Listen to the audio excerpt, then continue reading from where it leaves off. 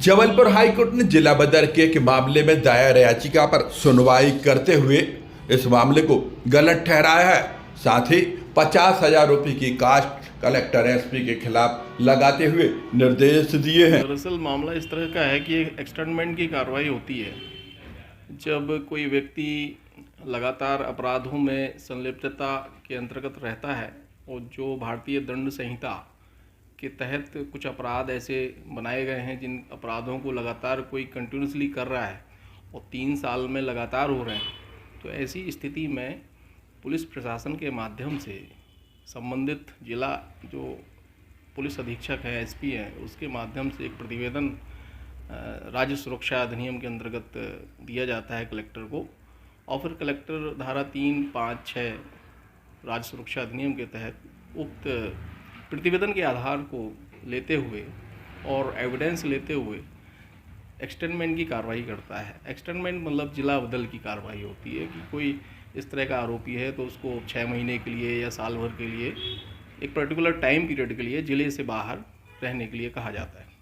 इसी तरह का एक मामला था, पनागर थाने से संबंधित है।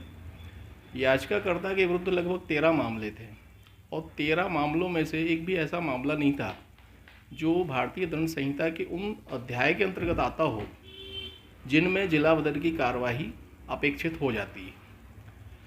उस तरह से जब कलेक्टर का जो आदेश आया उसको चैलेंज किया कमिश्नर के यहाँ जबलपुर में। जबलपुर कमिश्नर ने उस आदेश को जो कलेक्टर महोदय ने किया उसको एज इट इज़ रखा। तदुपरांत रिट याचिका के माध्यम से जो संवैधानिक व्यवस्था बनाई गई है 226 के अंतर्गत माननीय उच्च न्यायालय के समक्ष रिट याचिका फाइल करी गई। याचिका के दौरान स्टेट गवर्नमेंट की ओर से रिप्लाई के लिए अवसर लिया गया। रिप्लाई सबमिट की गई और कोर्ट ने कहा कि आप बताएं कि आईपीसी का जो चैप्टर है 12, 16 और 17 इसके अंतर्गत क्या याचिकाकर्ता के अपराध है कि आपने जिला बदर की कार्यवाही संप्रेषित करी है। उक्त संबंध में उन्होंने रिप्लाई दिया, पर रिप्लाई में कोई ऐसे तथ्य नहीं आए सामने जिससे ये प्रकट हो कि जो धारा जो 13 मामले हैं वो उन चैप्टर्स के अंतर्गत शामिल हों। तो ऑनरेबल कोर्ट ने कहा पूर्व में भी इस तरह के मामले आए हैं जिसमें कोर्ट ने स्पष्ट निर्देश दिए हैं, उसके बावजूद भी इस तरह के मामले लगातार हो रहे हैं।